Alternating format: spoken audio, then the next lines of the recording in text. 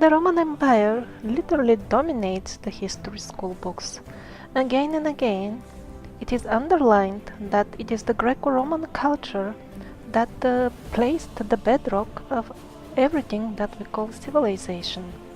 Strange, though, that there are no actual artifacts proving the existence of this grand empire.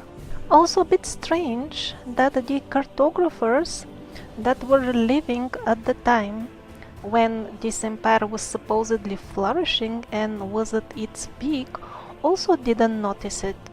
The cartographer who made this map, according to Wikipedia, was its citizen at the time he made it, and yet it says simple Italia, where Italy is situated nowadays, and still the people over there call their land Italia, without any indications that other lands belong to this Italia or that it is any sort of center of anything whatsoever, let alone a mighty empire.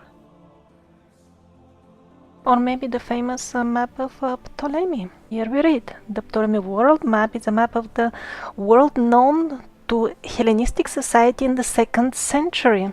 So with big letters he mentions Dacians and Aryans and other Africans, and for the supposedly the Grand Empire that was at its peak at that time, just a small Italia and no sign that it was governing all the civilized world.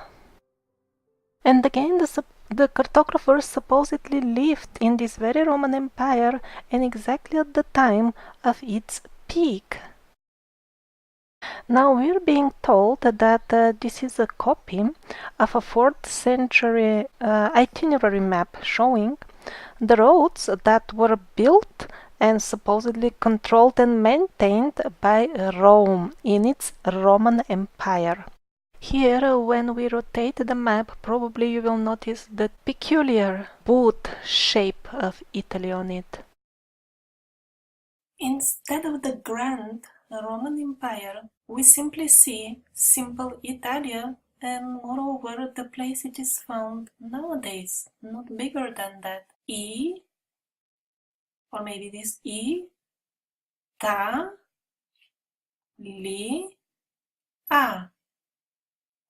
Yes, there is a king in Rome, but this doesn't mean he is the king of all the countries on the map, because there are other kings as well on the map.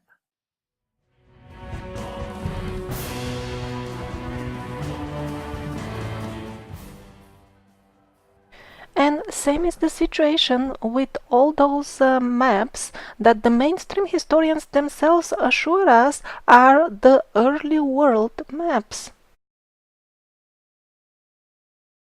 Only in the 17th and 18th century these types of maps start appearing, where if you have a good faith you could agree that this indeed resembles the modern maps of the Roman Empire that we see in our school books. This is a copy, 17th-18th century copy of the Ortelius maps. But the 17th and 18th century, that is already at the time when the new fabricated history was established. So this was drawn following what they read in the books, cannot be taken as proof, cannot be taken as a really authentic old map. Yes, it's possible, and more than likely, this royal cartographer of the 16th century, Abraham Ortelius, was indeed famous and respected, and that's why we read that his maps and atlases were issued in the hundreds. But here comes the interesting part. Only one single piece has survived. Numerous copies made much later have survived, and although they all respected him and copied his work, somehow, again like with the old books, after making the copies, the originals always disappear. Why would they be so negligent with the authentic maps of the cartographer they respected so much? Or was there a cleanup of the real history before the substitute was established? For example, the World Digital Library offers a free digital copy of his World Atlas, supposedly the original one from the 16th century. But if you read the analysis provided by Anatoly Komenko in the book that we've provided a link to down below, you will find many details that suggest that these were much later copies, made in the 17th and 18th century. But even in its edited condition, this is how he saw the antique world. You see completely different countries. Scythia and Sarmatia are much bigger than we are told, while the great Roman Empire is missing absolutely 100%.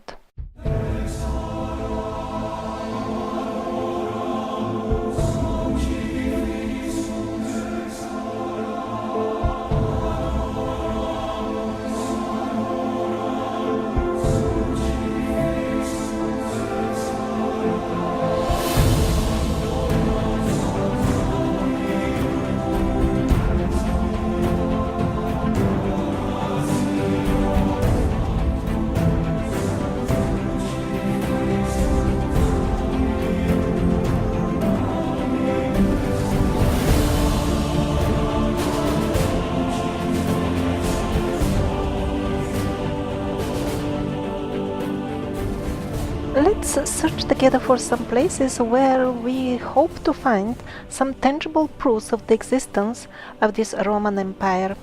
I'll briefly touch the Latin inscriptions, the so-called Roman villas, amphitheaters, and even Roman cities found all over Europe, Africa, and Asia, and also some of the symbols of the supposedly great empire in the city of Rome itself. Let's first of all clear a misunderstanding. When the people in the past would say Rome, that wouldn't necessarily mean the city in nowadays Italy, but there were at least 3 Romes. It was primarily a title. The first Rome was Istanbul, the second one the Rome we know in Italy, and the third one was Moscow. In some sources you will find the places of the first 2 switched, but it doesn't matter anyway. The important point is that if in certain historic record it is mentioned that the rulers of Rome did this or that, it doesn't necessarily mean that those were exactly the emperors of the Rome located in Italy. Since there are no original Roman books that are available for the public, at least they could be in the Vatican hidden. But anyhow, old books are not available. So let's now go first to the city of Rome itself and see if we can find some tangible proof of the existence of the empire over there on the spot. The Capitoline wolf is the most famous symbol of Rome. That's why they have put the supposedly ancient statue in their main museum. Years ago, the restorator Anna Marie Karubin noticed, because of the techniques that were used in manufacturing the statue, that it was actually late Renaissance work. Even after that, for many years, it was still exhibited in a museum as an ancient statue. Just recently, at least they are accepting that it is not, but I sincerely doubt they have removed it from the Museum of Ancient Works. Their most ancient artifact does not prove at all the existence of any vast empire at all. It happens to be just a nice artistic work a couple 100 years old, that's all. Well, that didn't work. Let's try something very solid. It is this impressive statue of, supposedly, Marcus Aurelius, which dominates this square of Rome. But how do they know who it is? After all, initially it was supposed to be Emperor Constantine. Yes, there is an inscription on the stone that the statue is placed on, but it is very well known and accepted by everybody that this inscription is a Renaissance work that was later added to the statue. So who is on the original statue? That was determined following a very simple and ingenious method. A certain librarian a few centuries ago was browsing through all the Roman coins, and his sharp eyesight noticed a resemblance. And at that moment he understood that on this statue it is only Marcus Aurelius, and it cannot be anybody else. And so it has been adopted as scientific history.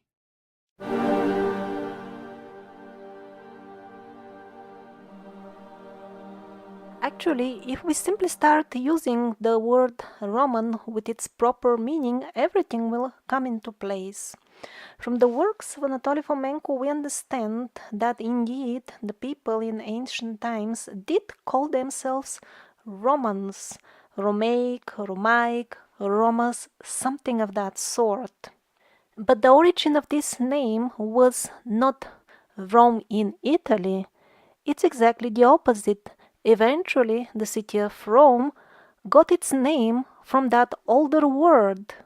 So, if we understand a Roman to mean belonging to this ancient culture that had its basis the knowledge that they received from the advanced civilizations before them, yes, then we can say all this is Roman, all the Roman statues, Roman cities, villas, and so on. Yes, they did belong to that antique culture, but it doesn't mean that they were built or connected necessarily with the city of Rome, found nowadays in Italy.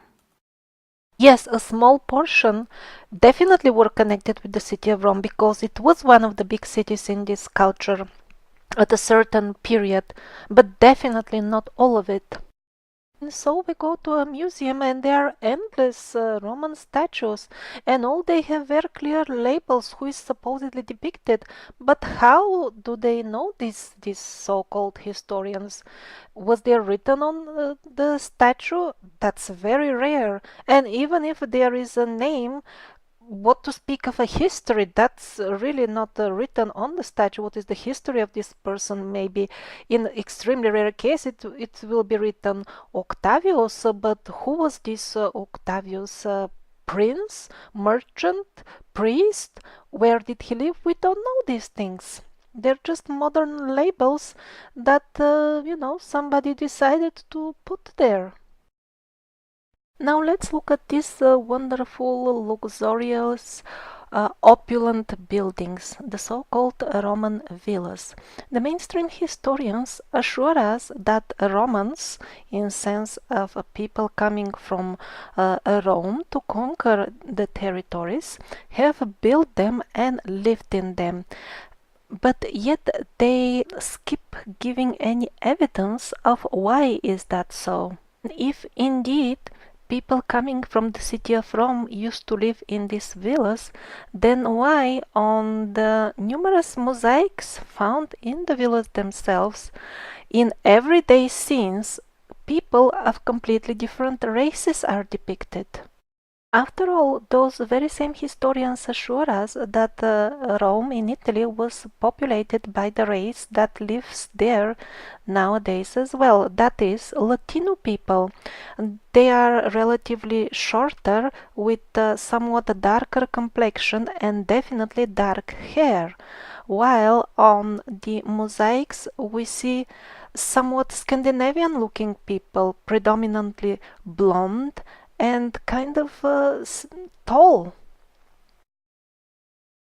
Most definitely, the mosaics are full of blondes.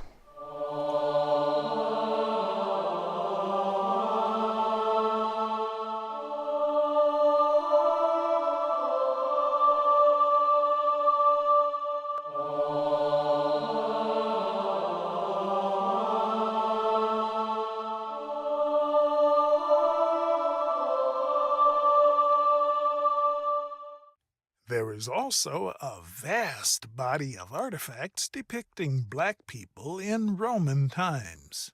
The mainstream historians quickly got rid of that theme by labeling them all as slaves or servants. But a careful look at the actual artifacts will show that these were very well-placed, respected, and affluent citizens. They were definitely often rulers, noble people, and saints.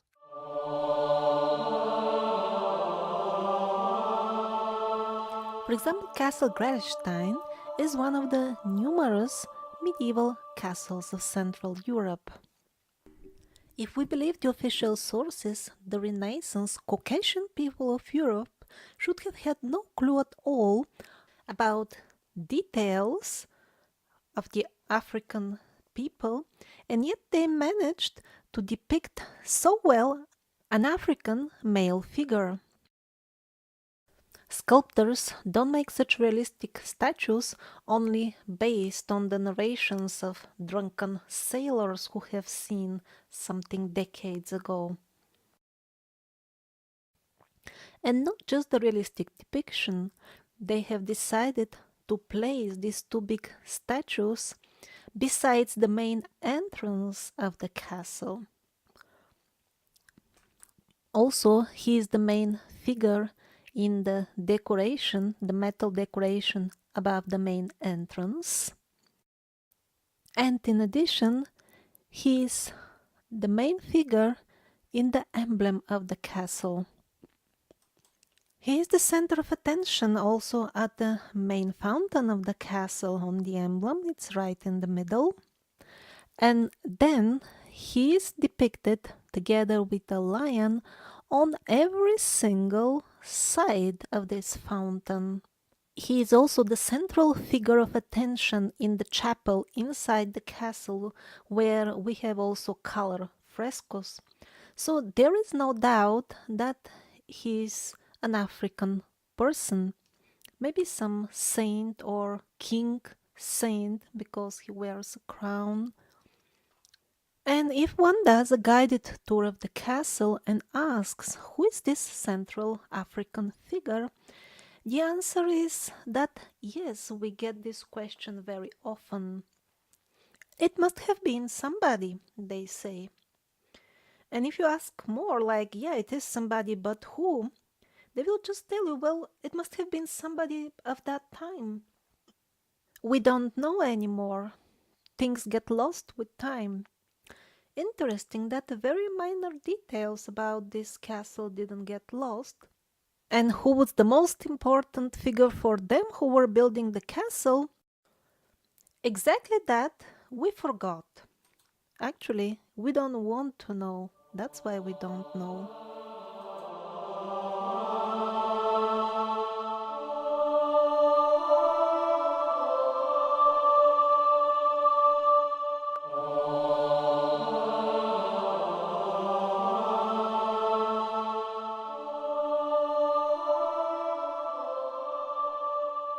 So, who lived in these villas after all? Didn't the people leave some sort of record of who they were?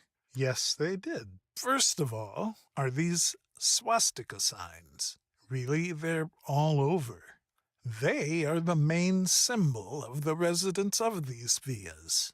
This is also an ancient sign that is present on each and every continent without exception. Even the Indians in America weave the pattern in their blankets, and it's in their ancient pottery as well. So this is definitely one of the main, if not the very main symbol of the survivor culture. And no wonder it is the main symbol in the so-called Roman villas.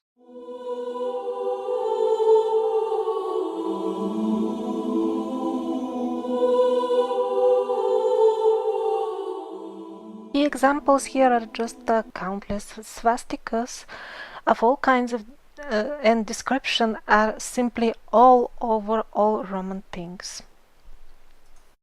So what about inscriptions? Maybe the residents wrote down something, who they are or something of this sort. Actually, inscriptions, although very, very rare to exist, have been found indeed in some so-called Roman villas. And this is a lovely example from Portugal, the villa, the 3D reconstruction of which you see at the moment. Exceptional thing here is, as the guided tour of the villa itself on the spot tells us, at the end of the tour they mention that they have found 200 tablets with names written on them. Interestingly enough, they mentioned that one of the names on those tablets is Roman. Well, sad that they didn't mention what is that Roman name, why they think it's Roman, and most importantly, what are all the other names.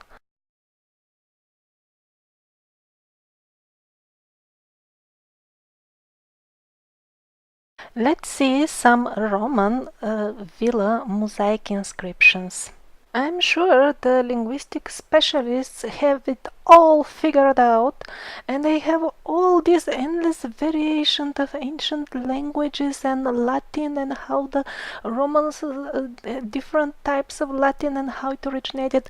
But if we forget all these theoretical things and look at the very inscription, what we see is that most of the names can be read by the Slavic people using their current alphabet.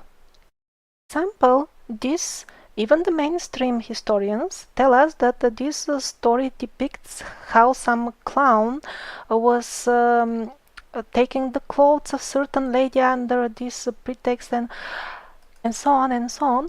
But with straightforward Slavic letters, it is written Satyros, that it is clown. We use it, that's the word even nowadays. And so is valid for many other characters whose inscriptions I am showing you right now. There is no reason whatsoever to connect these inscriptions with the city of Rome or some Scheherazade Roman Empire. Language is absolutely similar to the writing and language the Scythians and Sarmatians were using. These were ancient people. They were always living in this, well, not always, but since thousands of years they were living in these areas. This was their writing. Why it should be categorized as Roman? And this is from a wonderful so-called Roman villa in Zeugma. These so-called Roman villas were masterpieces, not only of engineering, but art as well. They had toilets with running water, floor heating, central floor heating with water, swimming pools, hundreds of fountains, running hot water, and wonderful flower gardens, and so on. So looking at these facts, one would assume that they were built by specialists in their area. I mean, qualified builders and artists, right? Well, countless quality TV documentaries and even some history school books assure us that all this was built by the Roman soldiers. In a mainstream British TV documentary aired on all prime channels, I even heard how they assure us that Roman soldiers were walking marathon distances every day. And then in the evening, they were building not only these Roman villas, but the amazing aqueducts that would have, say, a 1% variation every kilometer. Now that is a very precise calculation and construction. Also, countless municipal and public Roman buildings. That, my dear friends, is huge. That requires education. Roman soldiers were supposedly spending their lives in military education. That's what mainstream scientists assured us. They didn't have engineering or building education, and yet, with the help of equally unqualified slaves, they would build all these miracles in their spare time.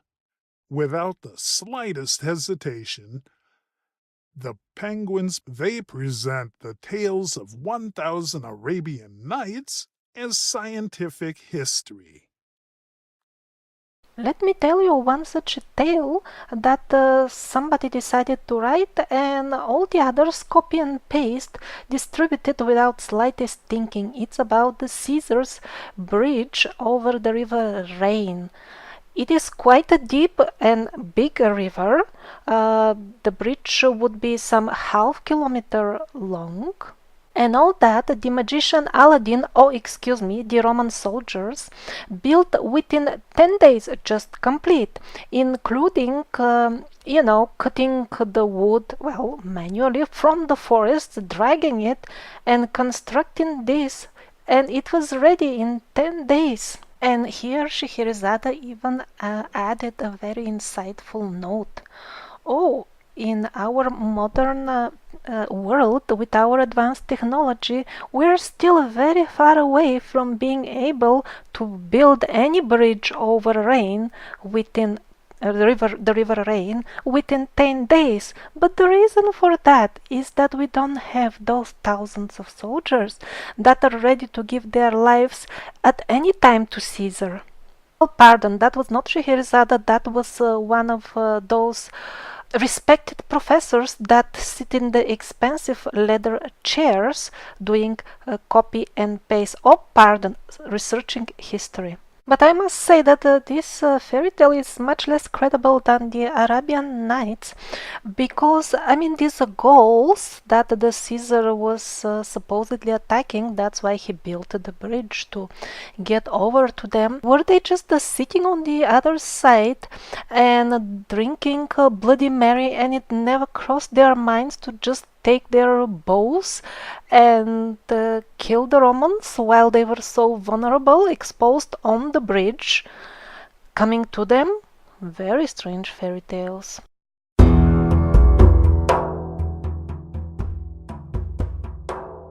Once I very casually asked the real historian.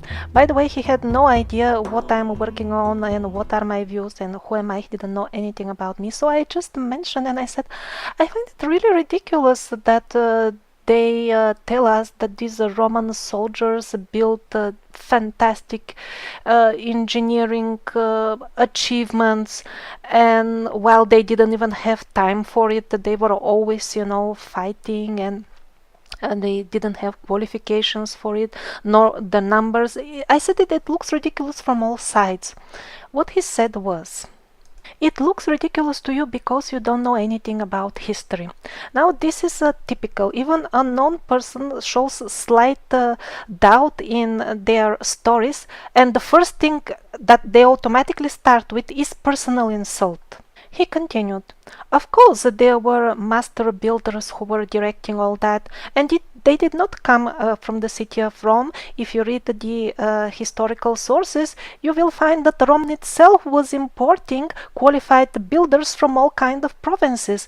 And then he listed the very fanciful, exotic sounding names that I haven't heard of. That is another typical approach of them, making you feel like as if you don't know anything. But later on I checked those names, and they happen to be fable locations that are considered unreal fantasy by the mainstream historians, and he was just telling them to look well versed and me feel inferior.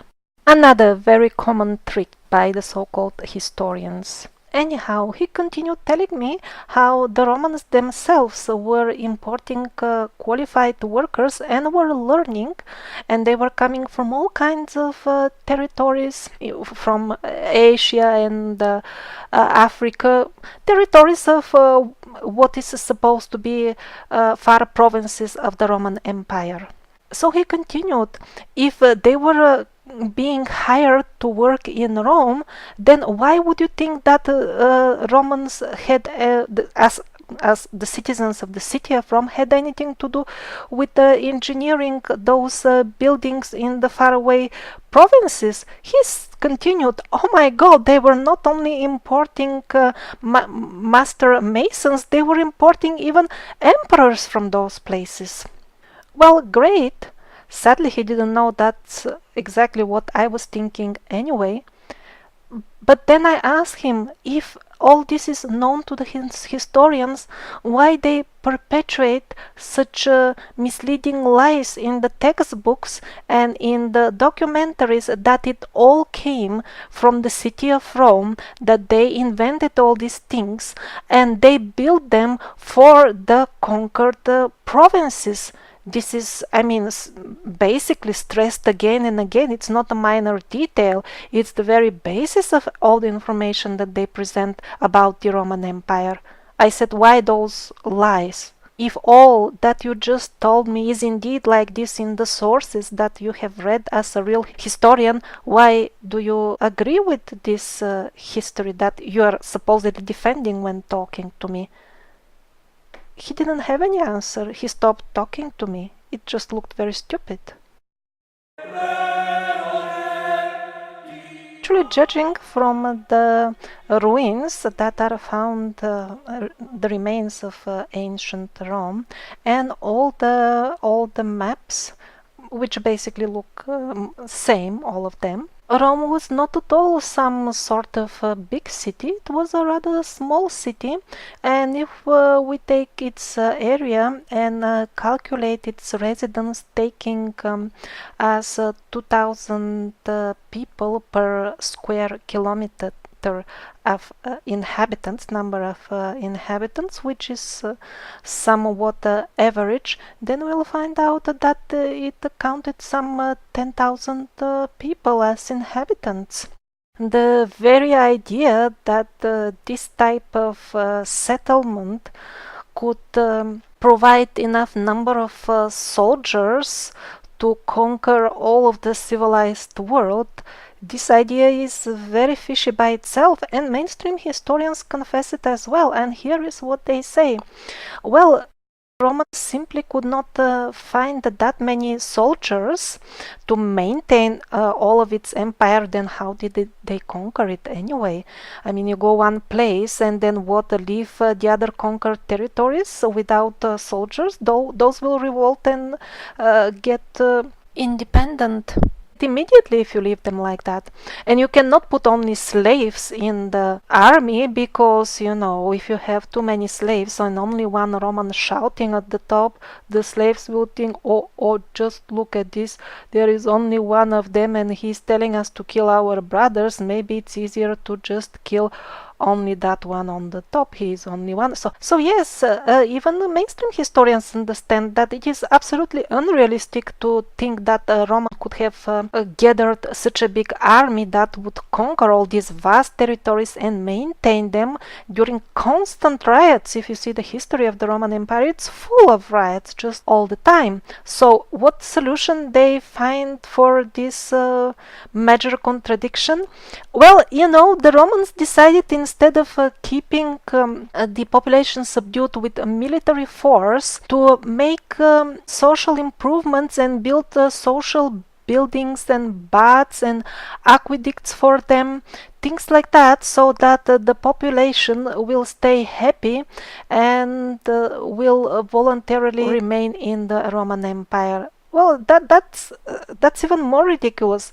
So what, there were no soldiers, they all became builders? No, that doesn't fit with the rest of the story they're telling us about the constant riots and constant required military presence and wars on the supposedly conquered territories. So instead of making it easier, they actually created double work for the soldiers. They were fighting, definitely according to their story, on one hand, and then at night they had to build the aqueducts and the Roman villas and the Roman amphitheaters, things like that. Actually, it looks even more ridiculous after this remark that they have made.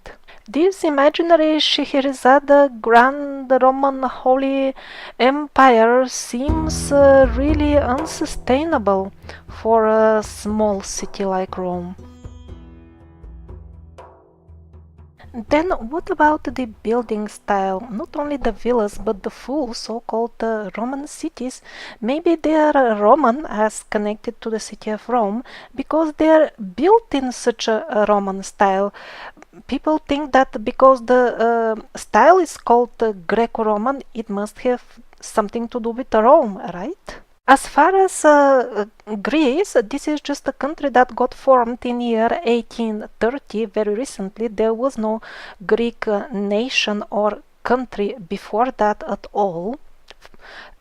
I'm explaining the Greco part of the Greco-Roman, and the rest Roman is connected to the ancient Romaic culture and not with the city of Rome.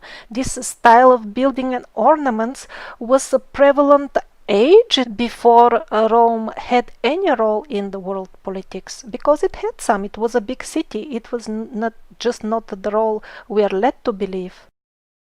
Do you remember the Scythians and Sarmatians from this old map? Well, they had all the Roman style you want. Here are your Roman-looking females from the Thracian gold treasure from Panaguriste. And Thracians, practically for all practical purposes, is just another label for this Scythian Sarmatian culture.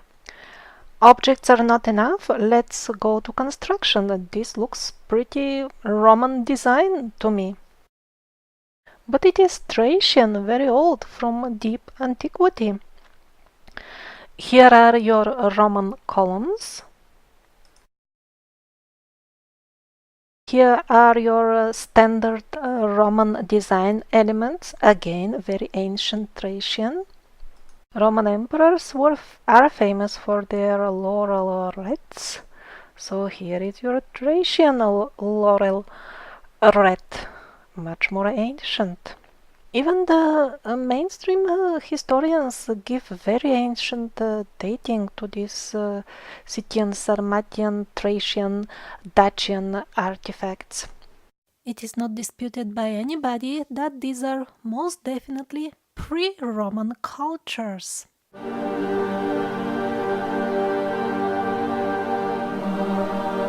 You can see the characters depicted on them wear Roman togas, the typical Roman dress.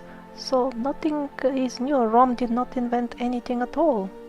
Here are more Roman togas on a ancient Thracian depiction. Forget about inventing anything.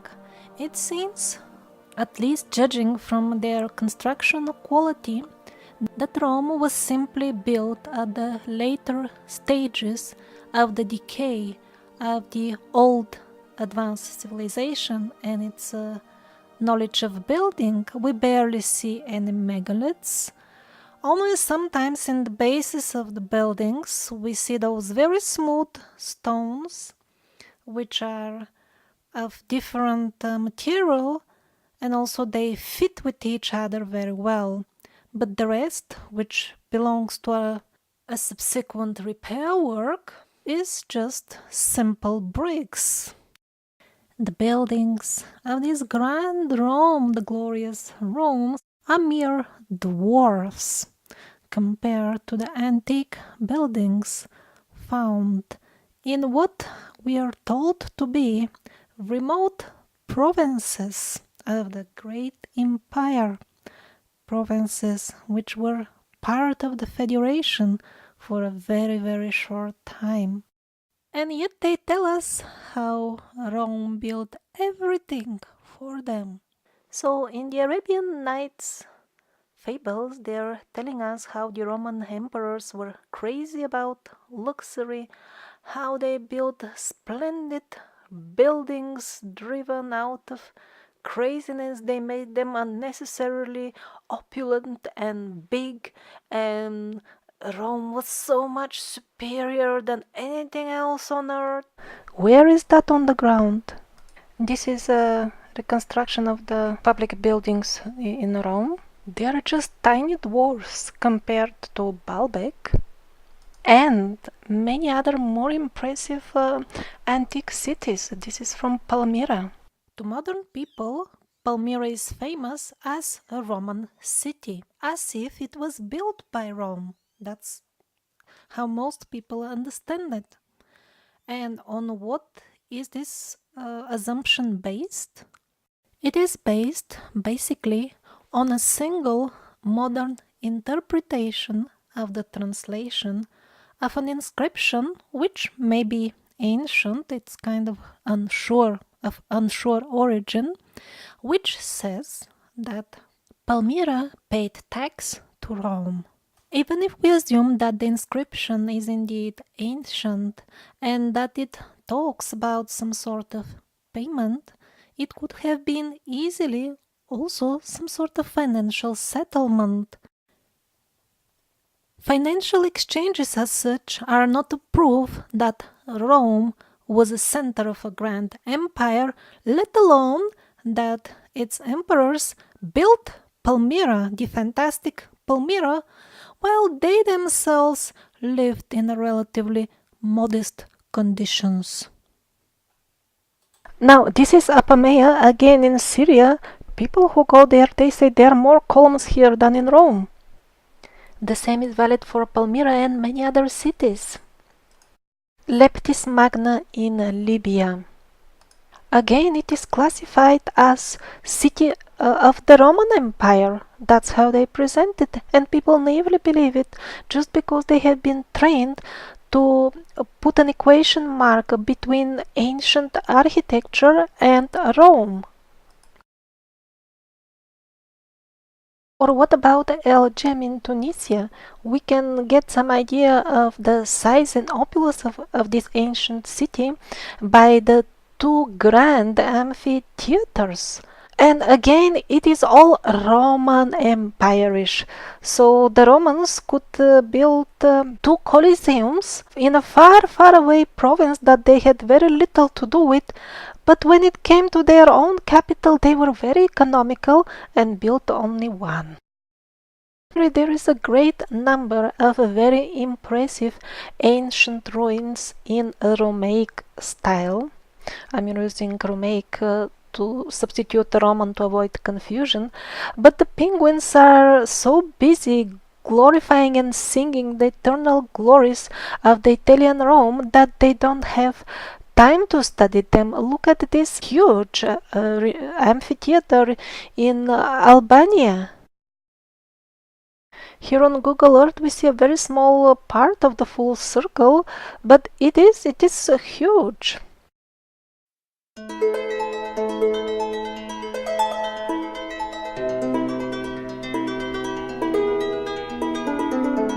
Another phrase that we can hear very frequently from the penguins, that it is the Greco-Romans that put the bedrock of our civilization and culture. So is there something on the Greek side that I haven't noticed that would explain the origin of the so-called origin of our civilization? Let's look into this. Unfortunately, the history of the so-called ancient Greece is even more murky than the history of the Roman Empire even. Although mainstream sources tell us that it was the Greek people, the ancient Greek people, who started inventing what civilization is all about, still they could not get themselves together to form a state or a country which, according to the mainstream scale of how smart one is, allegedly that is something that people do when they get smarter. And so the penguins decided not to blame them yet for another grand empire, but to proclaim them as a separate civilization. Very interesting. On what basis did they do that, since I can't find any grounds to even consider them as a separate culture, what to speak of a civilization? Is it because of some sort of artifacts, building style, art or something like that? Not any that are available to the public, because the art and building style are very, very close, if not identical, to those of the Scythians and Sarmatians that I showed half an hour ago. These are a few more pottery pieces from Thracian, Dacians, Scythians, Sarmatians, which are all basically the same people, a bit artificially divided into various labels. So, based on their architecture, art, and language, the ancient Greek people were, for all practical purposes, basically Scythian or Sarmatians.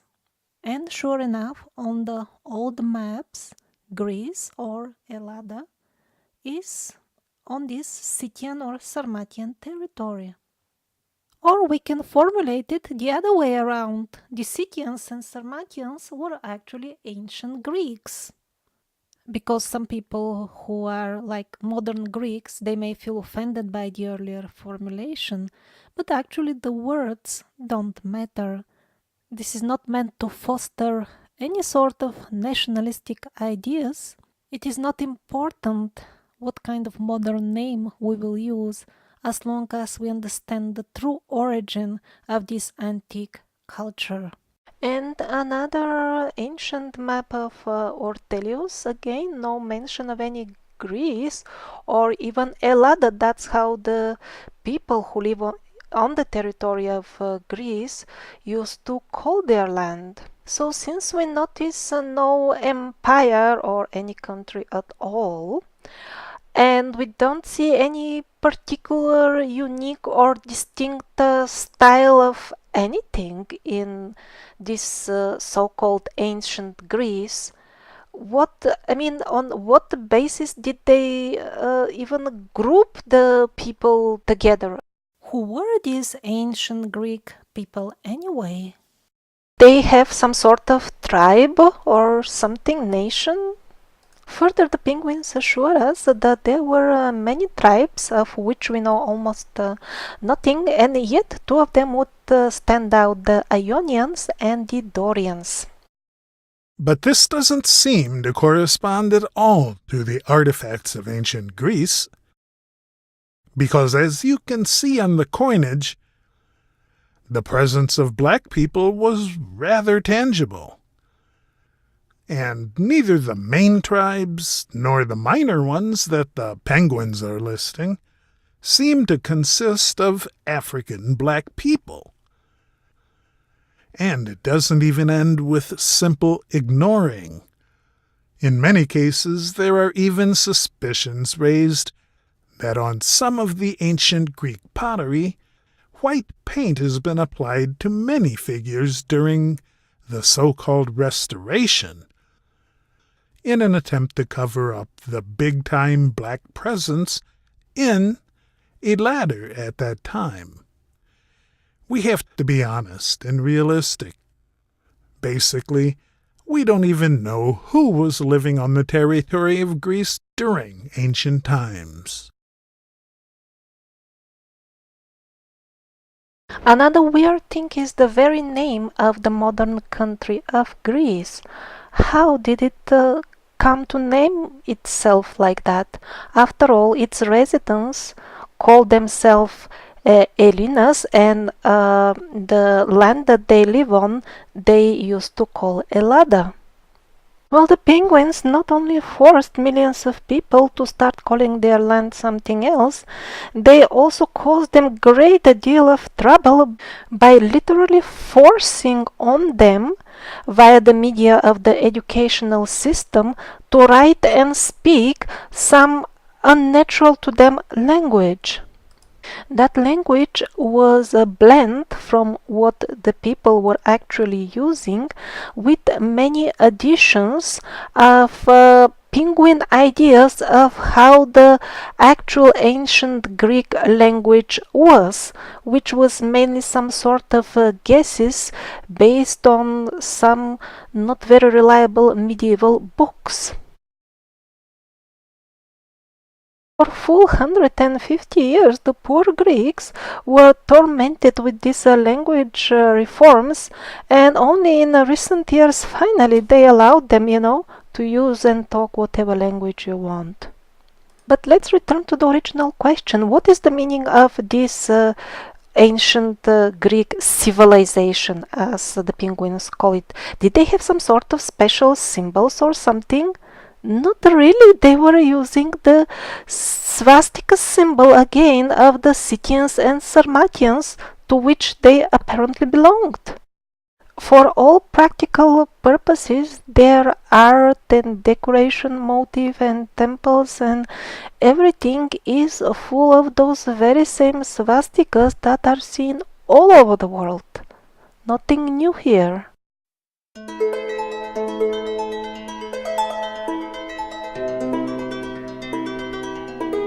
Okay, we haven't had success so far with the so-called ancient Greek civilization. Let's take it from another angle. There are so many ancient Greek inscriptions on temples and other buildings. So who made those? And here it gets very uncomfortable for the penguins. The problem comes from the fact that the language that the modern people speak there on this land has absolutely nothing to do with these inscriptions. And not only that, the tribes, which supposedly, according to mainstream historians, there is a long list of minor tribes living there as well, there is no artifact in any way confirming any of these tribes actually using this language. And as we saw in one of the earlier episodes of this series, this very language is a part of a group of such languages that were used over a vast area. Greece has no reason to claim ownership on it. They were used in many places, and they evolved on the basis of the runes that were used even wider.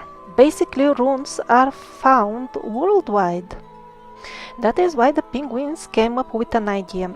They will think of an imaginary tribe called the Greci something, so similar to Greci, and those must have existed, although there is no evidence of such tribe ever. But it is hypothetical, but it exists as a hypothesis because somebody must have been writing in this language after all. In other words, just anything else but the survivors. On the territory of what people consider to have been ancient Greece, the very same writing was used as everywhere else in this enormous region of the Scythian and Sarmatians. If somebody decides to call it something else, his only purpose would be to artificially separate things. Now let's look a bit into the case of this word they took, the word Greci, as the name of this hypothetical tribe which must have used this writing. Unlike the tribe, that word actually existed, and there are few different ways in which it can be pronounced, in which it can be read, either Greci or also as Jreci. And Jreci, till nowadays in the Slavic languages, simply means priests. Well, now once we substitute Greci with priests, everything falls into its right place. The priests were writing, they were using this writing, and that's why it was not found amongst the remains of the common people, which were basically shepherds and had agricultural pursuits. This is one of the biggest problems that penguins face when they travel to ancient Greece. They can't find, well, when they dig, when they do excavations, they never find any of the so-called ancient Greek writing amongst the remains of the actual tribal people of the region. It's just simple instruments for agriculture and animals, things like that, and no ancient Greek so-called writing. Well, it was all for the priests. It's a sophisticated language.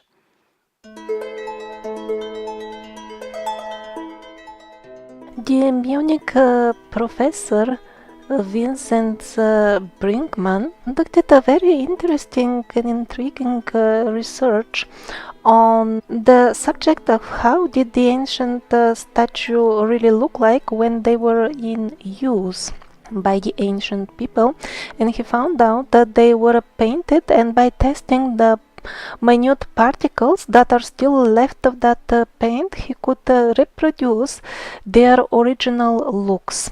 So what we can notice from his work is that many of the gods and also people, heroes and people depicted in their daily activities on the Greek statues were actually blonde or with very light hair color.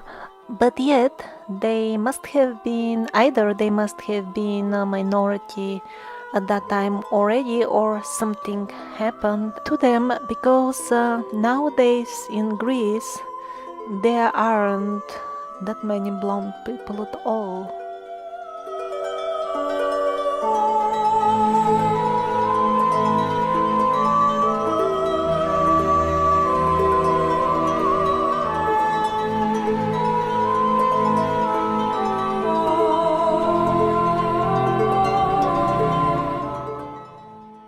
So what about all these supposedly ancient Greek authors and books that we constantly read quotations from? Well, definitely there is some truthful information in them for sure, mixed with semi-truth and frank lies. The problem is simply that we don't know which part is true, since the books, it's the same like the Roman books. They were edited by the Jesuit monks according to whatever task they had been given. So there is truth in them, we just don't know which part is that. The real ancient Greek books must have been really, really interesting. That's why the history fabricators are not showing us even a single one in original form. It's as usual the copies of the Jesuit monks. A subject that is very rarely discussed or touched is how many of the items exhibited in the museums are really historic artifacts and how many are forgeries, recent or not so recent. For example, an art student was taking a selfie in a museum and he leaned onto the leg of this statue. It broke, and let's see how the penguins reacted. The way they reported these gallery owners is that, well, anyway, this was not really that ancient, like 2000 years. It was a later copy, but strangely, even in their own article, they don't clarify what is a later copy, and in just a few sentences after that, when they talk about this copy, they say, well, the statue was anyway very old and badly in need of repair. It was cracking and all that, so basically again they refer to it as if it is a very old historic statue, but yet they would not tell us how old exactly, as if they know anyway.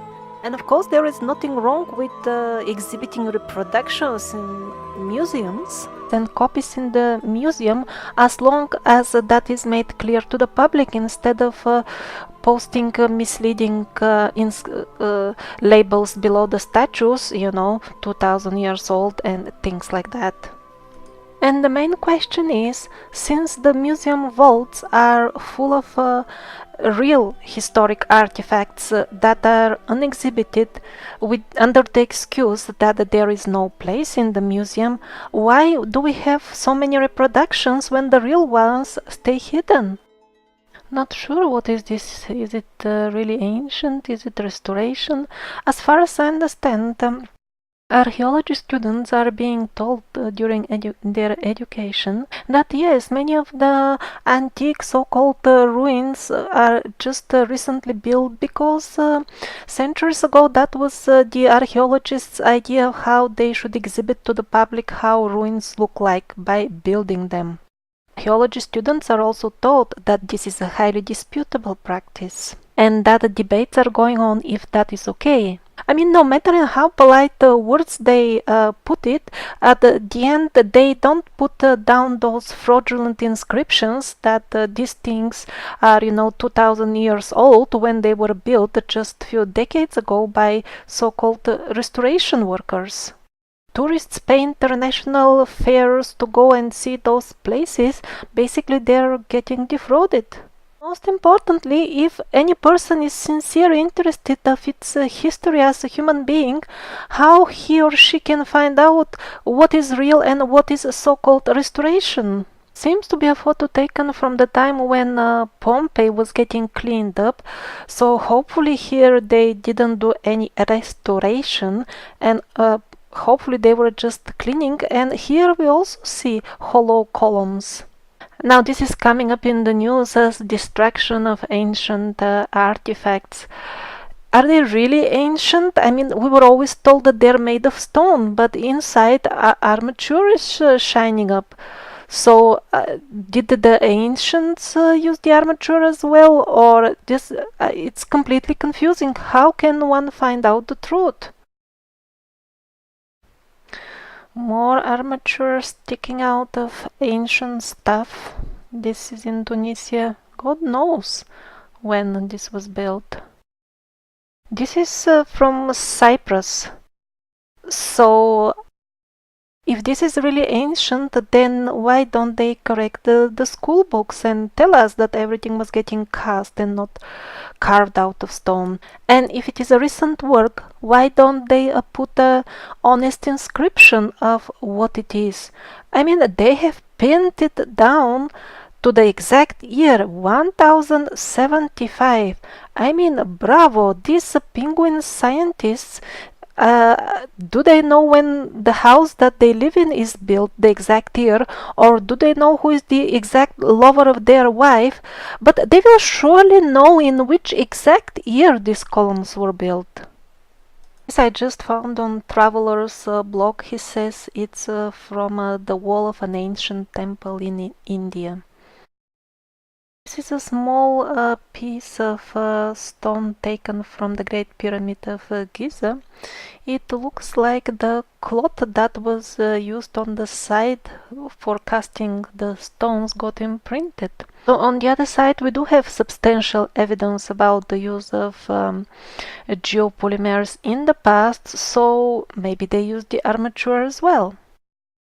And while the real artifacts are staying submerged underwater, or no permission to dig, or no funds to dig, always some excuse, while that is going on, they build completely new things from scratch and call them ancient ruins. This is an excellent example of one such ancient ruin from Germany. If one reads the official information, the tourist information, you would really get the impression that there was something Romaic here, something with Roman empires. Well, there was nothing there like this. They didn't hesitate to build entire towns to confirm their fraudulent history, the most shining example of which probably would be Troy. They strategically targeted Turkey, where you can find ruins next to every village anyway, but they picked one of them, built an artificially aged town around the ruins, and all of a sudden they were screaming around that they have found Troy. For full analysis of this ridiculous scam, please refer to the analysis by Anatoly Fomenko. The tomb of Tutankhamun also seems to be partial forgery. A lot has been written and filmed in terms of trying to investigate the really suspicious circumstances under the discovery of this tomb of Tutankhamun, but really the Fomenko and Nosowski analysis stands out as most detailed analysis and meticulous research, so I would advise everybody interested to get familiar with their research on that.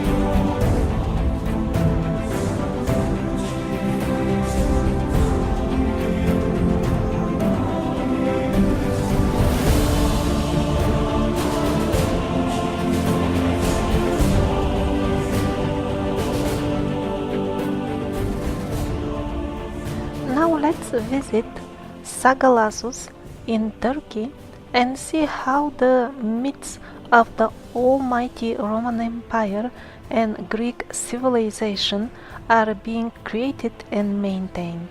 Of course, it has its own large amphitheater and impressive antique ruins, but that is common for many villages in Turkey. Beautiful, large, very large antique statues were unearthed in Sagalassos. Immediately it was announced that large Roman statues have been found. They even recognized the guy immediately. It is Marcus Aurelius and nobody else. How did they know? Was it written somewhere or some other clue or something? It is just presented as absolutely scientific, undisputable truth without providing any evidence or a reason whatsoever. And when they say Roman, people subconsciously, of course, connected with this so-called Roman Empire with its center in Italy. Actually, the very name of ancient Greek civilization is quite misleading because it automatically directs one's attention towards the current country of Greece, its geographical location. One gets the impression that was the center, while the Greek ruins, they're mostly found in Turkey. They're bigger, they're more impressive, they are spread on bigger territory. It's just much more of them. Why didn't they call it the ancient Turk civilization?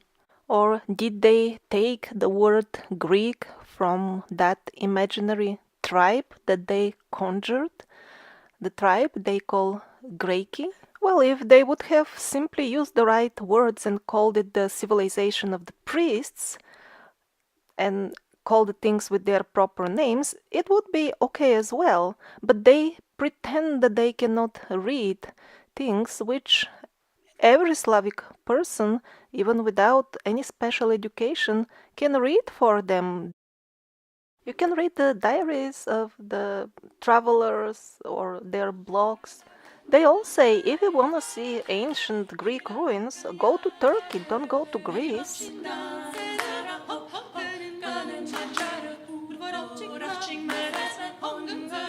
And again in Zilgma in Turkey, they excavated some of the finest Romaic mosaics which have survived till now.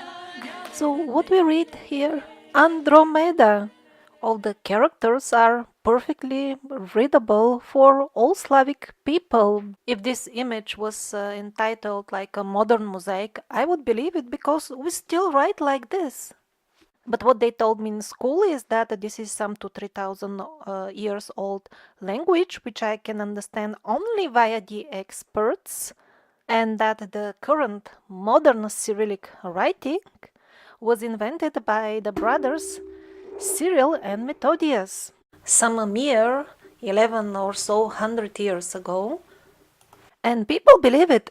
Also, there are countless monuments of these two brothers always shown with the books and how they invented the Cyrillic characters. That's why they're named Cyrillic after Cyril.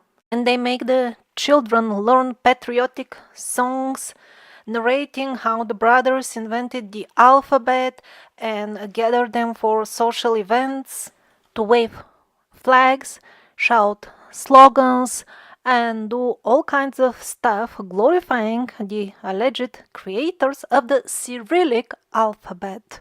And it wasn't just the Etruscan inscriptions you can read using that Cyrillic alphabet, and now the so-called ancient Greek and Roman, all the way in Jordan. This was during the excavations, and it looks like this now. So here in straightforward modern writing, it is written Christe. I mean the same word. If you go now to an Orthodox church, the priest will be singing this because this is how Jesus Christ is called in the Slavic languages. And the entire region is like this in Israel. When one visits the biblical sites, countless inscriptions with this very same writing, often readable for modern people without the need of any interpretation or translation.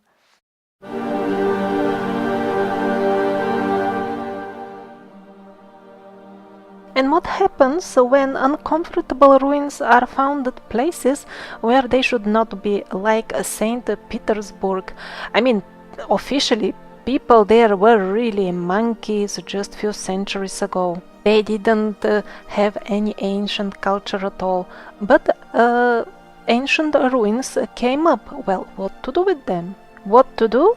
The real archaeologists that were working on them, well, their working contracts were just cancelled, and new, correct ones were appointed that quickly excavated the site. That's what they call it. With bulldozers. And do you notice the pile of stone behind? Those are the ancient ruins ready for disposal.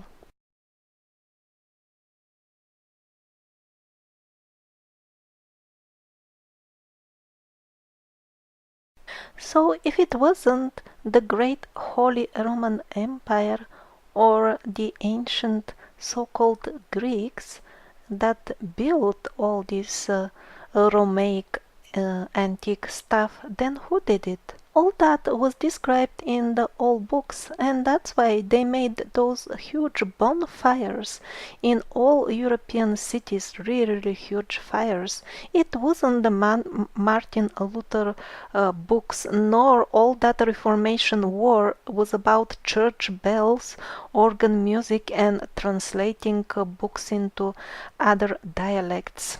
It was not by chance that they even organized border police at that time to search the travelers and check out all their books and writings and burn anything suspicious.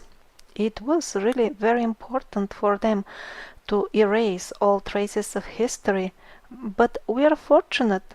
Few of those banned books survived till date. One such a book is the work of the Italian monk Mavro Urbini. He bases his writings on a few hundred older books and also provides extensive reference list from where did he take this information, and almost all of those books are in the banned list and are lost forever. This is what Mavro Urbini tells us about the people who built everything that we call Greco-Roman, or at least taught the local people how to build it. It is not by chance that they are called the scattered ones, Raseanami, because they divided in small groups and then they went away to spread the seeds of their culture. So where did these scattered ones, Raseanami, go to spread their culture? And then he lists practically all the provinces and places where we see the so-called Romaic or Greco-Roman culture and ruins. In this way, the terms scattered refers really and exactly to the survivors. So I'm not really trying to introduce some sort of new hypothesis about history. I'm just trying to establish the old knowledge that got lost.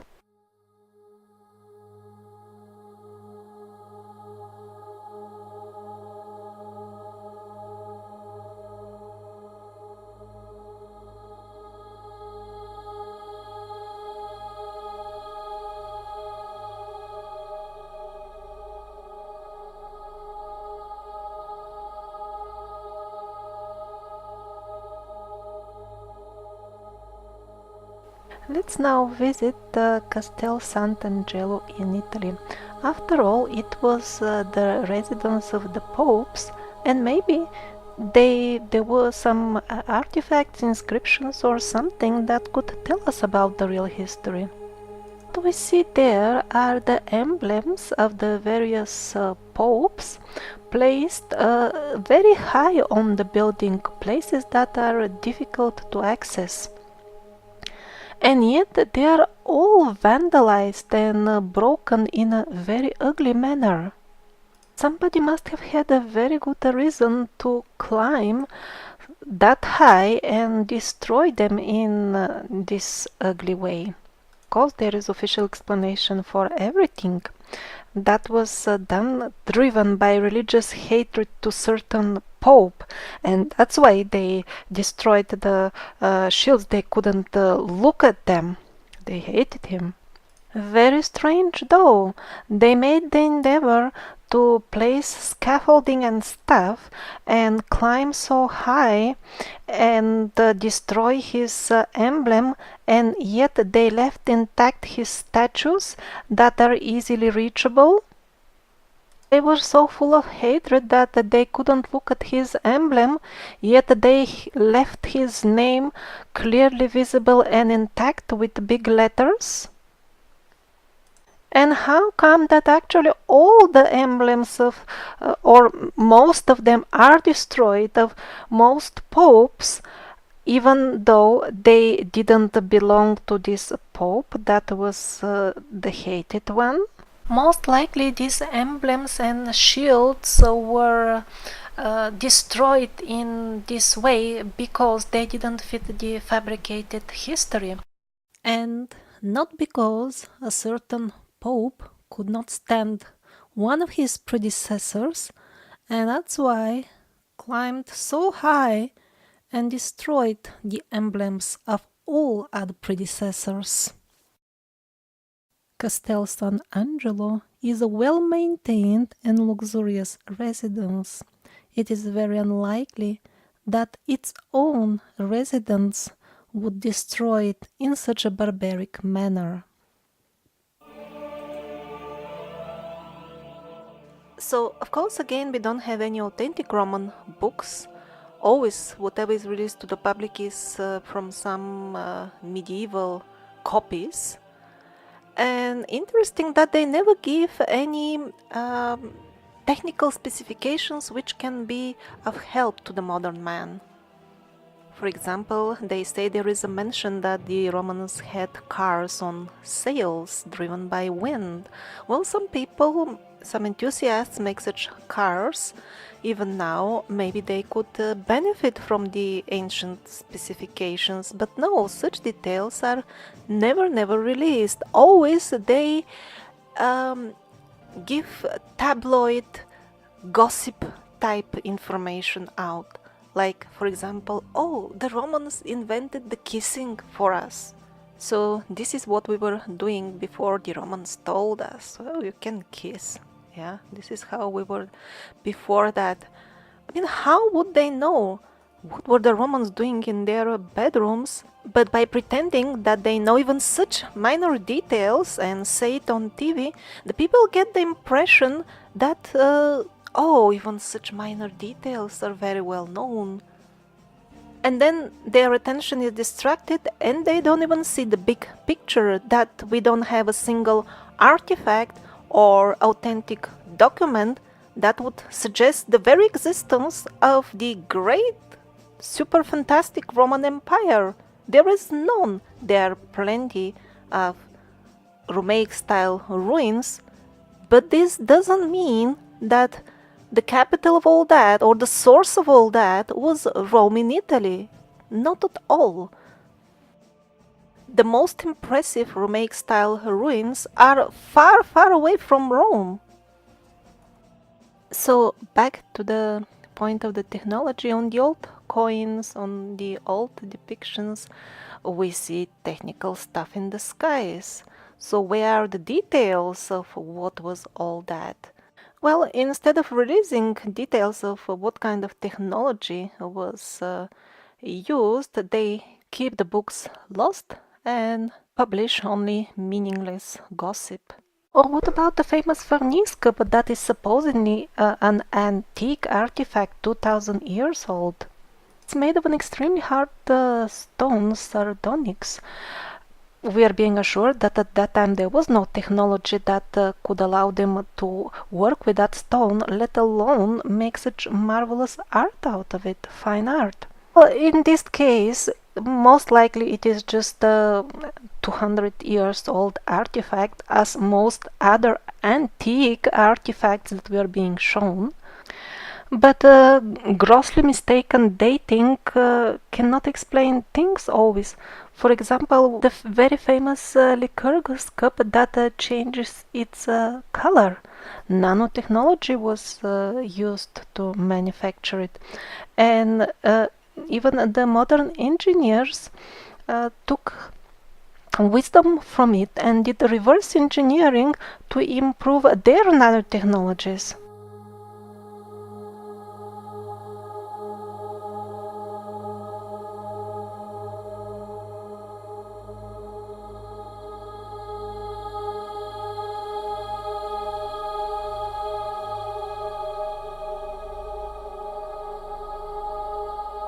So we saw a very tangible black presence in Roman times, in the so-called ancient Greek times, and then we continue to see lots of depictions of noble and affluent African people in what we call medieval art. So again, the penguins lied to us about the black people as well. They are telling us they were not there in Europe.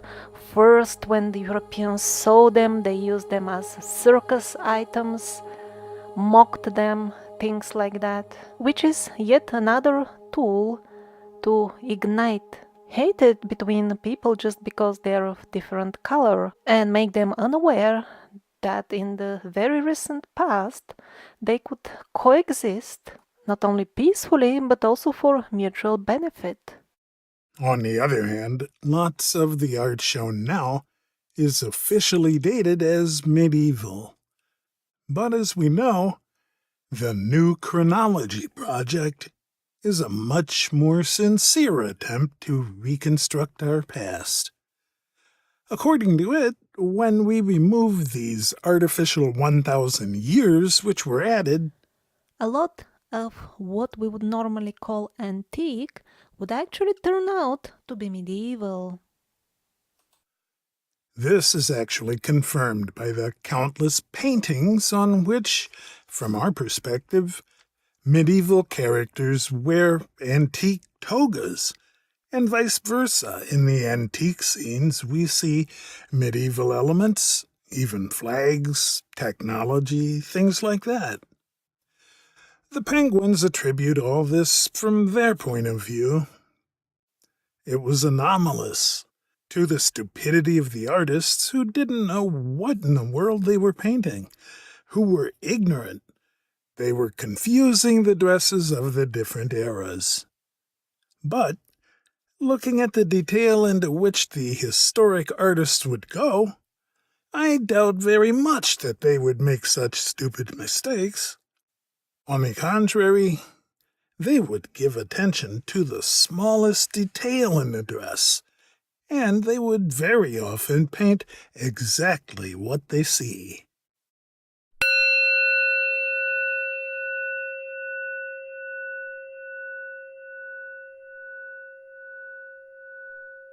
And the history of slavery as well, it is all lies. When we hear historic slavery, we immediately think about the Caucasian people enslaving the black ones. But it wasn't like this at all. Actually, all races were victim of this slavery thing, including the Caucasians. The slavery was a tool to lower the human consciousness by causing extreme distress to people. All races were a victim of that. It was not organized by one race against another, but it was rather organized by the enemies of the human race and carried out on the ground by bribed people, those who have sold their souls, which again were amongst all races. And to make it look that it had something with Africa in particular, they used the old proven technique. The slavery in other places was simply called with other names. Let me read to you a very depictive historic quote describing the type of slavery in Russia. It was called крепостное право, but the fact that they put a different label on it doesn't change the essence of what it really was. The noble Cavalier Francesco de Colo was in the area of Moscow in year 1518. He says, "People are put for sale on the markets along with the chicken and other domestic animals. All you need is just to make a contract with the seller." In the city of Moscow, some of our chaps bought a couple of very young virgins, age 15 to 18. Truly amazingly beautiful girls. They got them for entertainment. The bargain price was very good, only 1 ducat or 1 ungar. And not only you get the girls for such a bargain price, but when they have children, they remain your own, and then you can sell them as well on this same market. It is true that they don't allow them to be exported from the country, but as long as you own them inside the country, you can really do with them whatever you wish. Millions of white people were slaves in these times when foreign entities took over the governments, and people of the Asian race as well. So many of them were victims of very cruel slavery conditions.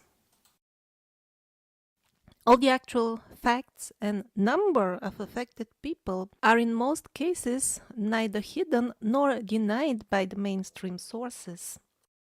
People simply don't look for them, or when they stumble upon some of them, they do not make any conclusions just because it's already from childhood they're contaminated with this pre-given conclusion about slavery, which most people assume is based on facts, while as most things in the official history, they're not based on facts but on the propaganda trends of the history fabricators, who in their turn are just a branch of the reality fabricators who keep us enslaved in this miserable reality. The only way to get out of this predicament is to unlearn all the false so-called facts, truths, and behavior patterns which they have already implanted in us.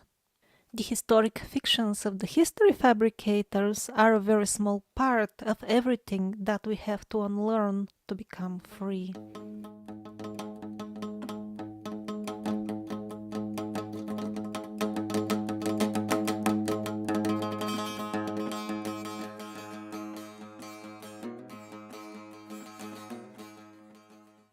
Why did they decide to exaggerate the importance of Rome so much? Is it because it's in Western Europe?